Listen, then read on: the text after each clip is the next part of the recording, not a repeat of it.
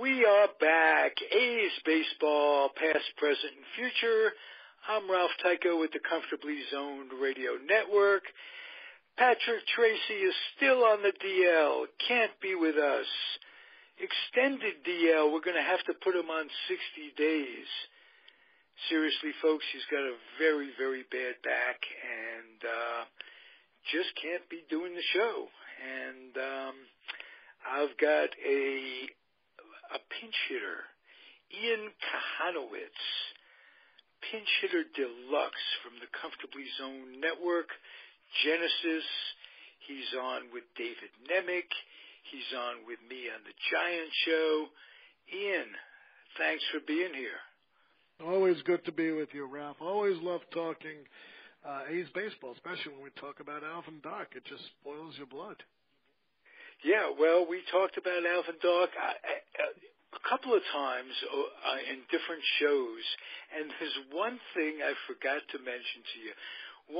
Because he was the shortstop, Alvin Dark, on my boyhood teams when I was growing up, the New York Giants. Shortstop, your shortstop on your favorite team is always your favorite player. And Dark was terrific, and I have great memories of him as a player growing up. I read the book Ball Four, and Jim Bouton talks about his experience as a New York Giant fan when he was a kid.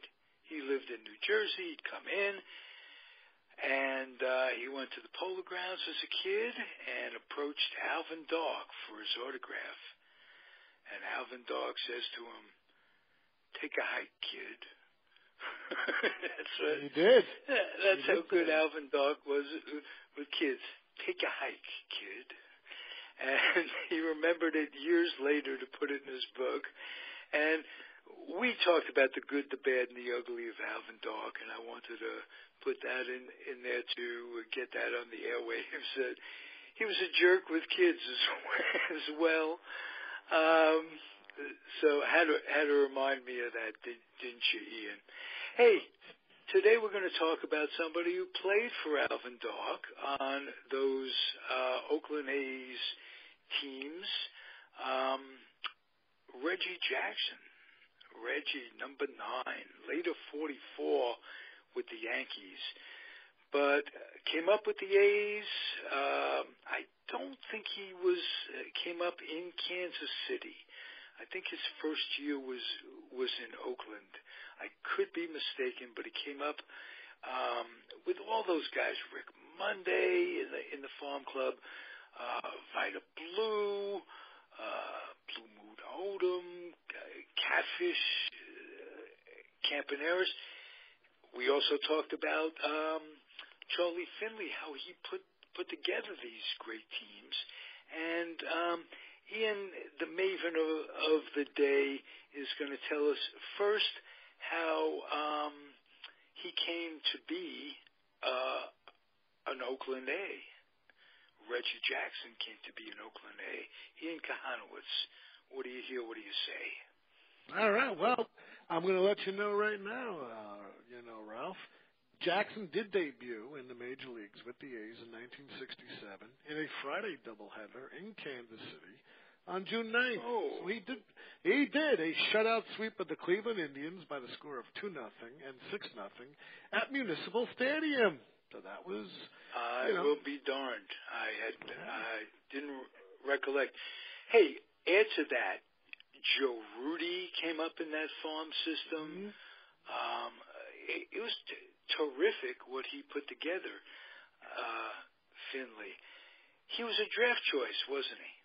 He was, and I think the A's benefited from the first draft, which was I think 64, but by 65, Campaneris, can't forget about him.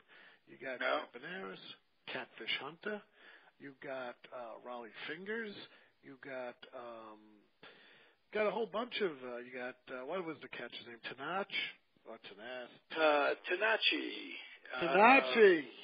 That's what his name was. That's the true pronunciation. They called him Gene Tennis, but he was really a Tonacci, and Gene was terrific. He platooned a little bit with Ray Fosse. They were very, very deep. Played a little first. Did tennis. That was actually 5 terrific years, and Jackson was the centerpiece. Jackson was the superstar. What was he like?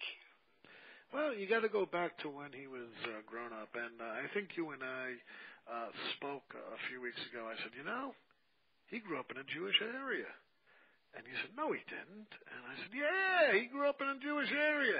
And if you go, I love this because this is great. If you go to the Jerusalem Post, which I have up on my computer now, you get the sports rabbi. And he talks about Reggie Jackson's roots. And I'm going to read it to you because that's what we do on this show, Ralph. We educate. Now. Boy, I'm learning. This is I learn every day. Now, listen, Reggie, his parents divorced at a young age. We know he was brought up by his father in a community. His father's name was Martinez, if I'm not mistaken. That's right, and that's Reggie's middle name, Martinez. He was they named him. Now he grew up 5 miles out of the center of Philadelphia. We spoke about that in a town called Wincott. Now, if you ask Jackson, he just turned 71 last month. Jackson had primarily Jewish friends as he grew up, and this was documented in the book by the author Perry. His girlfriends were Jewish, his teachers and coaches were Jewish, and his father's customers were Jewish. A place where Reggie was accepted for who he was and what he did. Now, we're talking about the 40s, 50s, and 60s. When all this racial hatred and stuff that was going on in Camden and Newark, right across the river there, Wincott was a racially enlightened place. Made Reggie's upbringing rare amongst professional ball players. He didn't know how lucky he was growing up where he did. Race were they were not colorblind. However, when he went to minor league ball in Birmingham and he went to the South, that's where the problem started. Oh, I can imagine the adjustment that any human being would have to make, any African American would have to make under circumstances, and how that scars you. And Kurt Flood and all these guys had to go through it, and Bill White, and it's horrible stuff. And he also played at Arizona for Frank Kush. And Arizona is typically 100 years or so behind the times racially. So by the time he got to the A's, by the time he got to the big leagues, after going through all of that, had to have a little bit of a chip on his shoulder from that standpoint. Does that sound right? It does, and I'll tell you why. Number one, Arizona was colorblind. Until a few years ago, I think they were the only state that didn't recognize Dr. Martin Luther King Jr.'s birthday in January, and it's a federal holiday. So I think with Arizona, I think a few years ago they adopted it, about 2 years ago, 3 years ago. It was recent. I remember they were the only standout. And they're still a standout when you think about, Mexicans and people of Hispanic nature had to carry like a passport with papers around it. It's like Nazi Germany when you think about it. The Supreme Court ruled that that's not allowed. You're racially profiling people. Yeah, and what year was this when this took place? When they had to show papers and what have you? Oh, it was about 3-4 years ago, maybe even before. I mean, I remember being homesick. I had just undergone maybe the second of my 7 surgeries, and I remember. Wow, he had 7 surgeries. Holy yeah, well, I got to retire at 45. I just turned 47 last month. So, you work as a lawyer 100 hours a week, and you reinvent yourself by sitting home at a computer, looking at ESPN one day in 2014 and saying, this sucks. This really does. No, they're showing the Kansas City Royals for the 4th time of the day. So I made what was called the Dugout, and of course we spoke about Glenn Case and and we spoke about Al Clark, who was an umpire, and I spoke to Ronnie Rabinovitz, a lot of guys, Peter Goldenbach, and they helped me build my sites. And then I veered off into places like the Negro Leagues, the Tyko, now the women's. There's a place. So I saw baseball as not a learning experience. And what you're learning and a teaching experience. You can do both, and you can't do one without the other. That's the one nice thing about life. If you have the time and you have the mental capacity to and the curiosity to both learn and pass it on, and very fulfilling for both of us doing what we do, and getting to play with our love, baseball, and getting to, as I tell people, baseball's a microcosm of life, and life's a microcosm of baseball. So we got good gigs, my friend, and we get to talk and learn about folks. We're learning about Reggie as we digress. Hope your health continues to improve, by the way, Ian. Well, it is. Diabetes is in remission. I'm walking again. I'm back in shoes after 7 years. Life is coming back to me. But as for Reggie, nice. Hey, he's the man. And you know something? He originally wanted to be a football player. And he was courted. He was courted by both Alabama and Georgia that they were going to get rid of the laws that banned African Americans on the team. That's how much of an athlete he was. Now, here's another tidbit about you, about Reggie, that when he when he tried out for the college baseball team, at Arizona State, because he opted to accept a football scholarship at Arizona State. But he wanted to get on the baseball squad as well.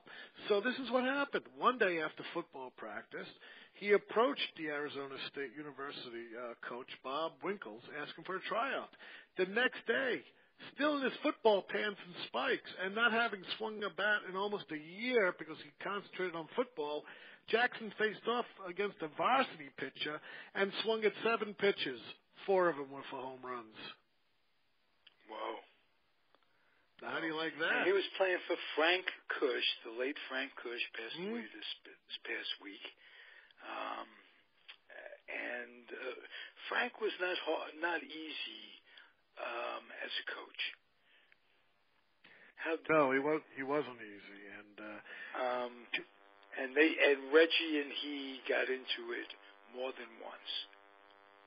They did, because Reggie, this whole thing with Cush would start a lifelong, a career-long, really, thing with Jackson. Whenever he was irate or upset, his play diminished, and it happened under Cush. Reggie's birth in Wyncote, Pennsylvania, lasted throughout his career. He did not like adversity. He was the kind of guy that knew he was good, spoke that he was good, but if he was criticized to the point like Finley did in 1969, after he had that wonderful season in the second season, he was going to send him down to the minors. And when he hit that home run on live TV, because I think it was the game of the week, he literally gave Finley the bird. When he was in the stands, one of the few times Finley actually was in the stands, because they were going to send him down. That Bowie Kuhn had to intervene not to send Reggie down. But he was a guy, Reggie, who loved the limelight, loved the attention. He knew what his abilities were. He struck out a lot. And that's one of the things I did not like about Reggie, because he tried to hit the long ball. And when he did play in the 71 All-Star game, and he hit that shot, huge shot, experts have predicted that ball would have traveled over 600 feet, if it hit the pole. Yeah, I mean, that's the kind of power Reggie had without any steroids or anything. Hey, you mentioned that 71 All-Star game. Just as an aside, there must have been 11 future Hall of Famers playing in that game. That was guys who were all in their prime, or bouts. Willie was still playing. Hank Aaron. Yeah, Hank Aaron. Roberto Clemente. Clemente, of course. Yeah. Jim Palmer. What a National League outfield they had in All-Star games perennially. Clemente, Aaron, and Mays. Wow. You can't get. Now let me just say something. Roberto Clemente, they're having an effort now, to digress a bit, to retire as number 21 like they did with Jackie Robinson. Because, Clemente did for the Hispanic, side of things, the same thing that Jackie did for the African Americans. And, they're getting mixed reviews. I speak to a few of Clemente's kids, which I'll be having on the show in the fall, to talk about what's going on regarding Clemente. But if I was to pick a right fielder in my all-time stuff, besides Babe Ruth, because Babe Ruth's in a category of his own, I would pick Clemente. I would want him on my team. Yeah, well, I'd go for Henry Aaron, but that's just personal preference. And I think if there was, before Clemente, as a diplomat from Latin American countries, you got to look to Minnie Minoso, who got a big slight. Gets a big slight.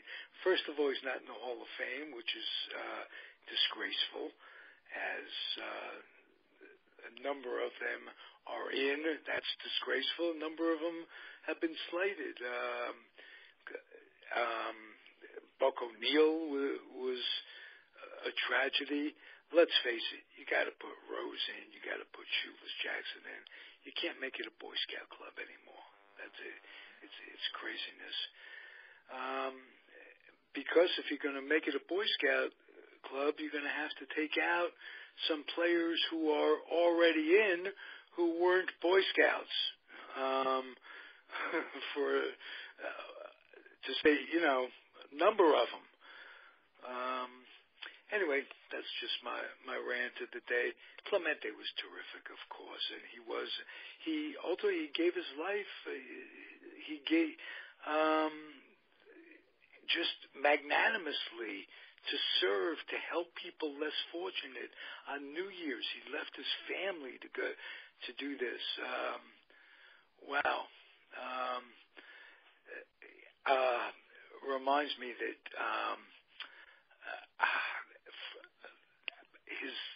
I'll tell the story another time. Go ahead. Well, you know what? I don't want to defer too far. Let's get back to Reggie. Tell me Reggie's ultimate strengths and ultimate weaknesses. Well, you know something? I'll give you 11 hard-hitting facts about Reggie. That's what we're going to go do. We're going to go through. We already mentioned two of them. One, he wants to be a football player, which he tried out in his college uniform. He dealt with racism throughout his whole career. And to tell you the truth, I gave you another one. He gave the bird to Finley. And I gave you a fifth one, 650 feet at the Tigers' All-Star game, which was the first All-Star game to feature two African-American starting pitchers. You had Divider Blue there, and you had Doc Ellis. Whoa. That was huge. Very interesting. Yeah, because now, I mentioned Jewish before. Grew up in a Jewish thing, and he always, I'm going to tell you right now, if there's ever a maven that should be I don't know how you would explain it, a Jew by maybe proxy, it would be Jackson, because after terrorists murdered several Israeli athletes during the 72 Olympics, I vaguely remember that. I was 2 years old, and I remember seeing it on the black and white team, them blowing up the airplane with the 11 Israeli athletes at the 70. Now think of it this way, Ralph. For this is 27 years after World War II. The Israelis got on an airplane to go back to Germany. They were butchered by Germany. Jews were butchered by Germany. 5 million of them. So let's go to Munich. Let's play 6, but who's counting? Yeah, well, 6 million. All right, let's say 5,900,000, we'll say. Yeah. Right? I had family members in there, all with the arms. They were branded like cows at Auschwitz. my family goes back to Eastern Europe and all that, which we'll talk Mine about. does too, and we suffered atrocities in my family. Yeah. My grandmother and uncles' families died in the camp, so it's with me. How did Reggie react to the 72 trip? And this is what happened. We had two Jews on the Oakland A's when that happened. We had Kenny Holtzman. We had Mike Epstein. Yes. They both took to wear armbands, the black armbands, during their September 6, 1972 game against the Chicago White Sox.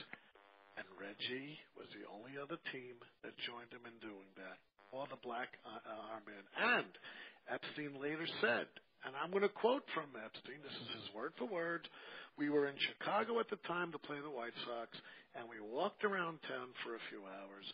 We were just in the daze, like, how could something like this happen? Don't people remember? Don't they have any sense of history? So we decided to memorialize the event. We'd wear the black armband, and lo and behold, wouldn't you know it, Reggie Jackson got hold of some black material, and he put a black armband onto as a way of getting some attention." For Jackson, as a way of getting some attention.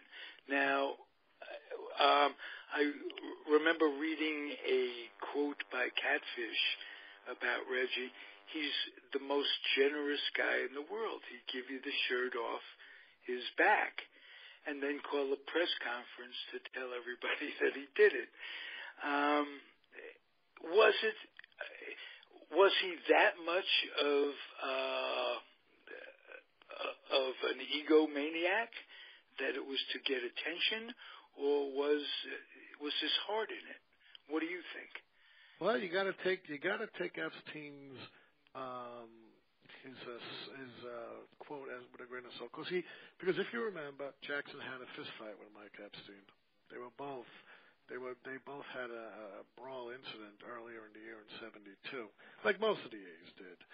But right. Epstein always remembered that gesture. He apologized later on for making that. But yes, Reggie was. I'll answer your question. Yes, Reggie was that much of an egomaniac. Okay. But I don't think he was doing it to get attention as much as he did growing up in Wyncote, Pennsylvania, and honoring the Jewish people. If you ask. Well, no, I was just responding to Epstein's quote to get attention. Yeah, and he retracted that later on. But okay. Yeah, he retracted it on. Now listen to this. If it wasn't for Reggie Jackson, Rollie Fingers would never have had a mustache. When Jackson showed up to spring training in '72 with a mustache, everyone on the A's wanted them to get rid of it. And after Jackson refused, because basically he was defying, Finley. A lot of his teammates, including Fingers, decided to grow a mustache with the hope that manager Dick Williams would make all of them, including Jackson, shave them off. The plan backfired. Not only did Williams not say anything about the facial hair, but owner Finley liked the mustaches so much that he decided to have Mustache Day at the stadium and gave $300 to every player who had one. And so Fingers became so synonymous with his stash that he opted to retire instead of play for the Cincinnati Reds in 1986, who refused to exempt him from their no facial hair policy, just like the Yankees have. Whoa, Rollie, standing up for it. Yeah, I like that. Yeah. How do you like the Yankees still with their facial hair thing?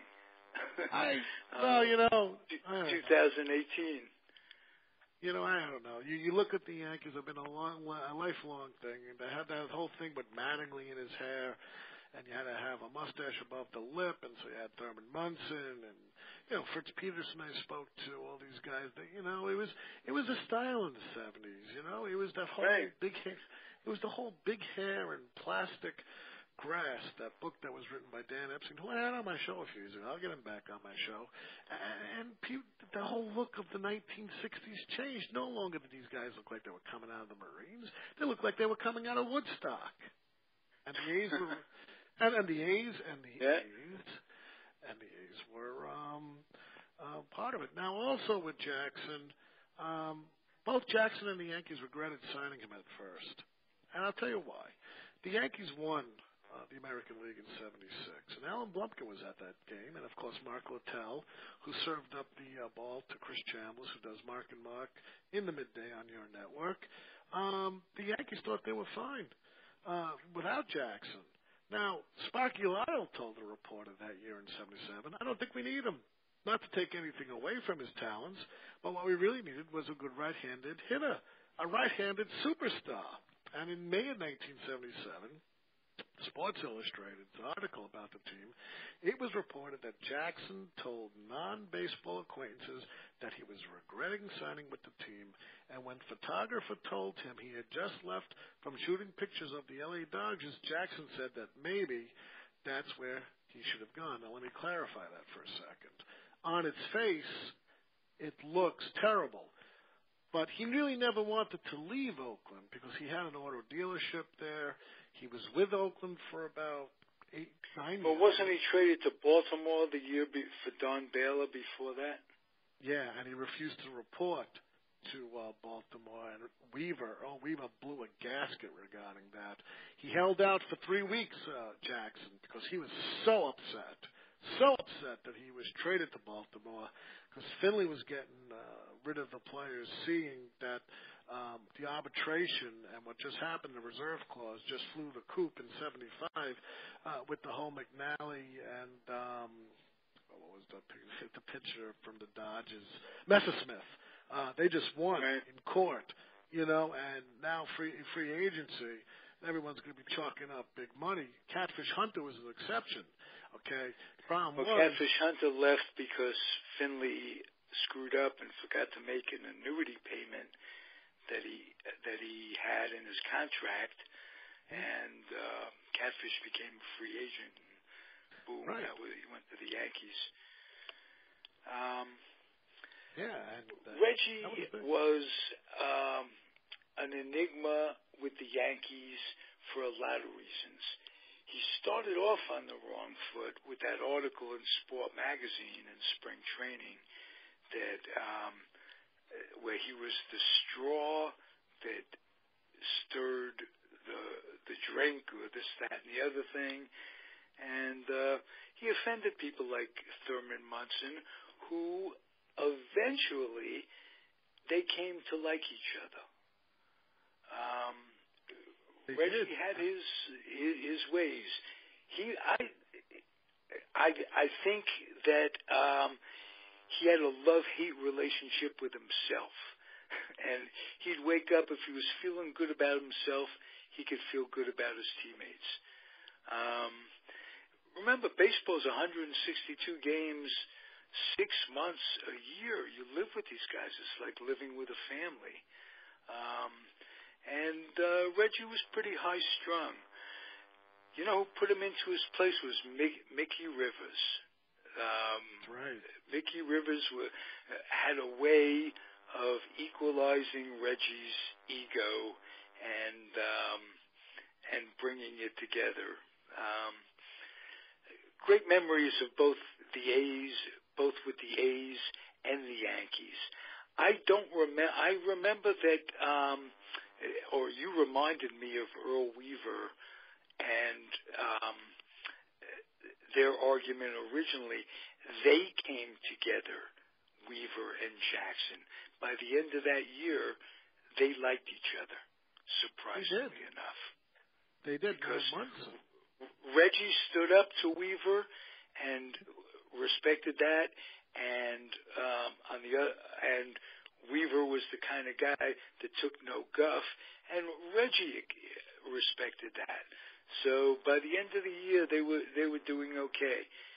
Just too many bucks for him to turn down from Steinbrenner, and there was a guy that responded to the pressure. All that pressure, he still comes up a superstar in New York, and let's face it, a lot of players can play anywhere but New York, and they can't stand the scrutiny of the press, of the TV, and George Steinbrenner himself. That was a threesome. Steinbrenner, Reggie, and Billy Martin. Any stories about that come to mind for you?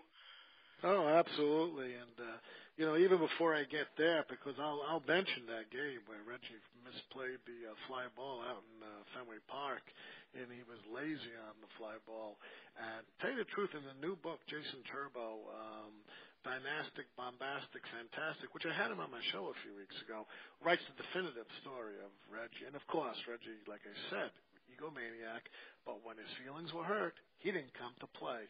And Williams screamed at him, benched him for a few times for not playing as hard as he could, playing when he wanted to.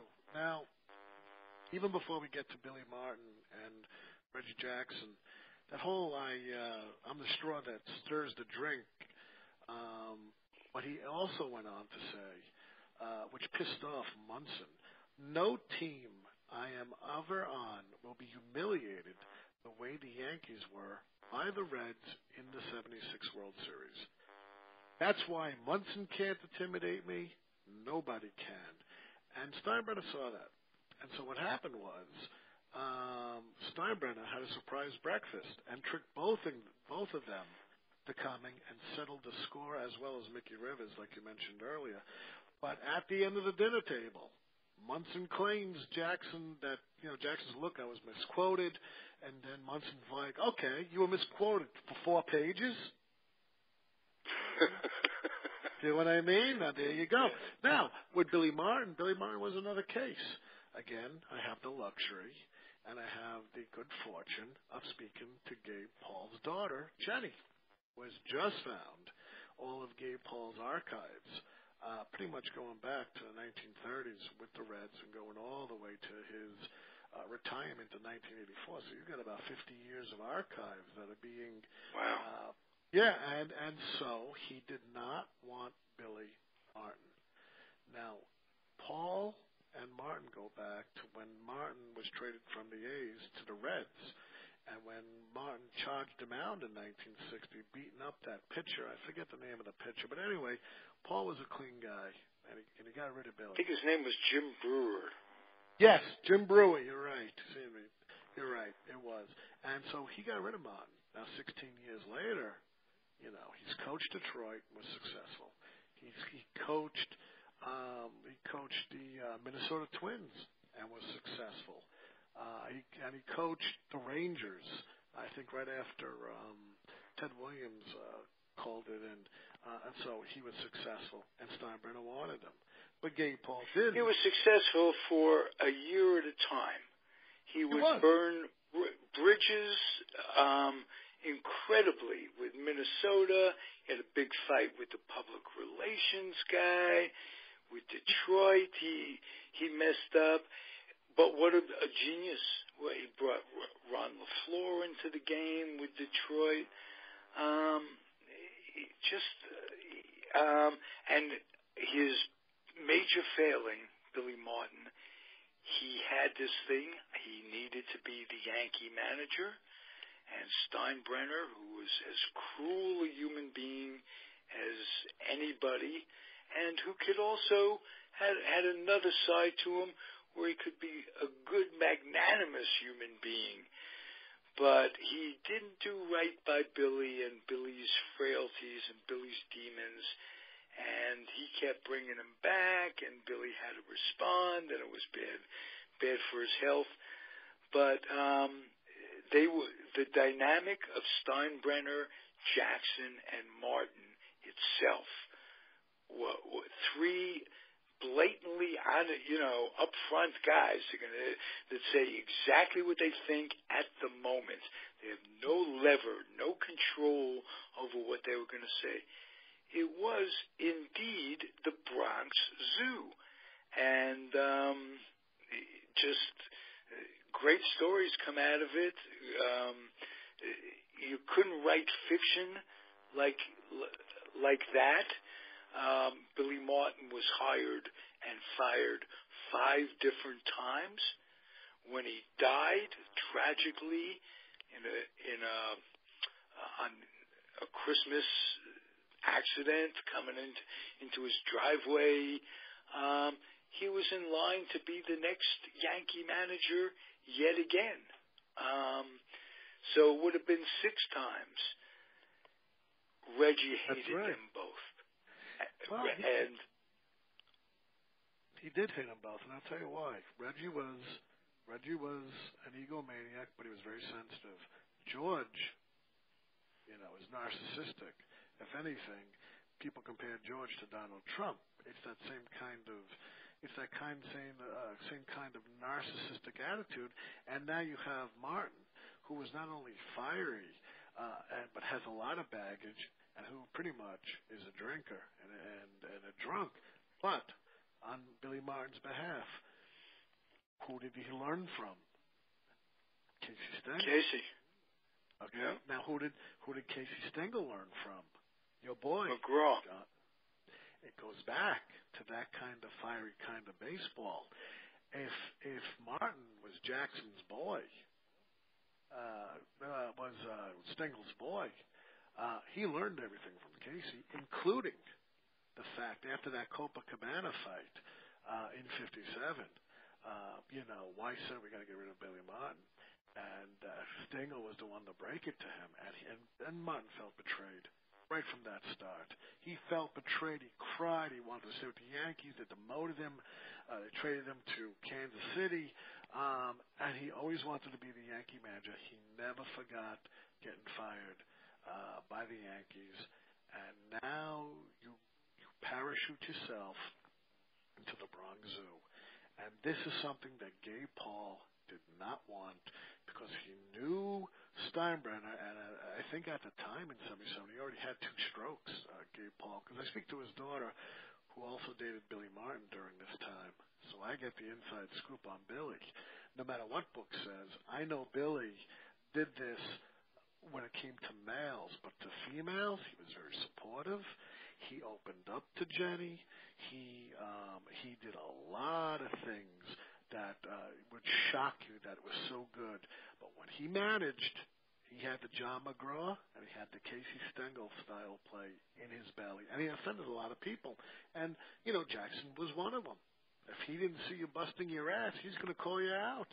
And then you have to deal with George in the middle of it, that by the time they did win the World Series in '77, Gabe Paul had it. He was out of there. He resigned. He went back to Cleveland.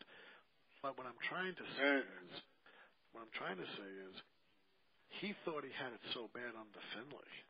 It was nothing until George came along, and that was really. But you know something? In '77, that whole Mr. October thing, that was Munson making fun of him. That's not Mr. October hitting the 3 home runs on 3 pitches in Game 6. The thing was, Jackson went an unimpressive 2 for 16 in the 1977 American League Championship Series. And although accounts vary to what was said, Ralph, Thurman Munson was the one who coined that phrase. Oh, he's Mr. October, just like years later, Steinbrenner would call Dave Winfield. Hey. Yeah, Winfield. And Mr. April. Yeah. And so he got on, and he proved everyone wrong, but he had to prove himself. Again, you have this guy who won 3 World Series. However, he was injured for the 1972 World Series. In the American League Championship Series, Reggie stole home and tore ligaments in his leg, and people forget, he was out during the whole 72 World Series. And the A's beat the Big Red Machine in '72. It was a 4-3 game, 7-game series, one of the best ever, and they won 3-2 in the last game. So Reggie was sorely missed, but they were able to get on without him. Now in '73, when he came back with a thud. He won the MVP, as well as in '77, the first year he was on the Yankees. And of course, he had his own candy bar. People, yes. I always, and I know you're in my broadcasting group, and sometimes I post the Reggie bar, because in '73, when he won the MVP, he criticized Oakland. He said, you know what? People don't come to our games. Finley's cheap. If I was in New York, I'd have my own candy bar. Self-prophecy. And he did. Now, when they started, they all threw the candy bar at him. Right, you know, on the field. They had a free giveaway, and that's what ended up happening. Yeah, and New York fans are very tough. Not just the writers, the fans are tough too. Oh, the fans were crazy when Jose Canseco played in right field. The Yankee fans threw a knife at him. How the hell do you get the knife through Yankee Stadium customs? I have no idea. But I'll tell you this much: the PR thing. A lot of people thought the candy bar was awful tasting, and Dave Anderson of the New York Times wrote that it was the only candy bar he ever tasted that tasted like a hot dog. Got me, man.